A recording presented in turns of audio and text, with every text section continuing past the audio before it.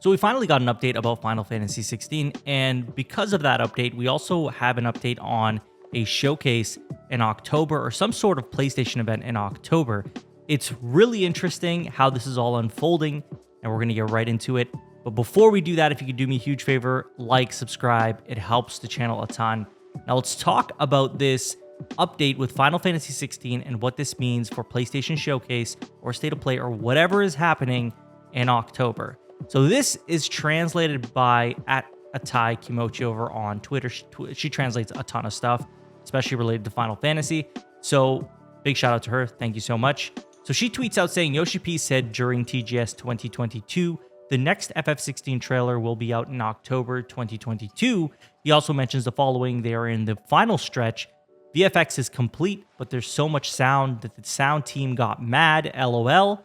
Adjustments are made for people not fond of action games, so it sounds like they're probably going to make this a little more accessible for those that are not really good at action games or very fond of them. And he also mentions that based on beta testers' feedback, FF16 is truly a roller coaster of action and story, and that once you get on the ride, it goes full throttle and doesn't stop from beginning to end. So that's the FF16 update, but what's the big deal here? They talk about an October 2022 trailer dropping for FF16, which I believe will actually likely have a release date as well. But what could be the event that reveals this trailer? Well, there's a lot of stuff that could happen. Of course, we could just get a PlayStation blog post with the trailer. We could also get a State of Play. We could also get a showcase, as we've all been waiting for this.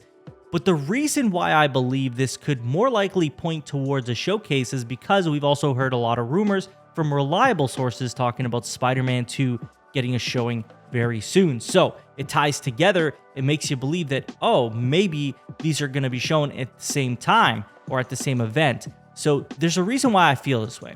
And the reason for that is the last State of Play we got, right? They showed off God of War. And one might think, well, why did they go so balls deep on that and give us God of War when they could have just held it for this other thing?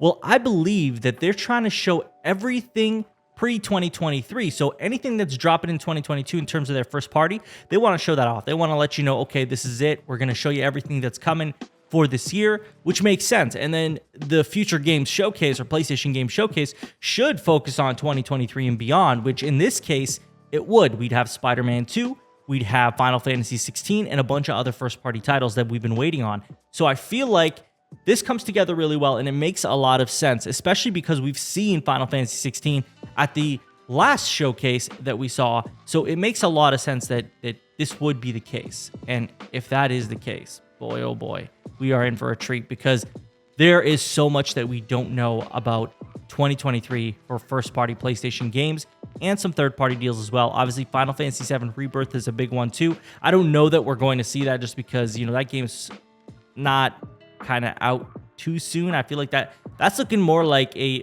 very late 2023 title or early 2024 title. We don't know for sure just yet, so it's looking like that.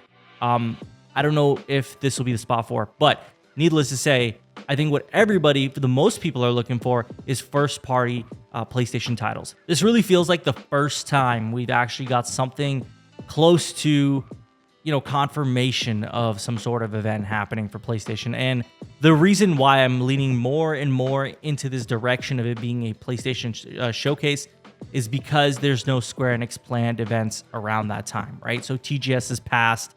We know that TGS, if it's not going to be shown there, which, you know, when you really think about it, if they wanted to show this at TGS, they would have been able to. It was just recently. October is not that far from now. Naturally, they would have had this footage already ready to go. So I think that, you know, it is going to be something that PlayStation is holding on to show off, especially with the pressures of seeing how this Activision Blizzard thing is, you know, putting a lot of pressure on them, right? With that becoming a possible exclusive and that becoming a situation where it's putting a squeeze on Sony. So this has to be their way of kind of showing, hey, we have lots of games coming, and that's very important, of course. That's all I have for you guys in today's video, though. Please let me know what you guys think this could all mean. Do you think it's going to drop as a showcase? Do you think it's going to drop as a State of Play, a blog post? Let me know what your thoughts of all this are. Are you even excited for Final Fantasy 16? Let me know in the comments. And as always, if you have not subscribed, please show your support, like, subscribe, hit that notification bell to get notified about all my upcoming videos. You can follow me on Twitter and Twitch. Links will be in the description, and I will talk to you all on the next one. Take care.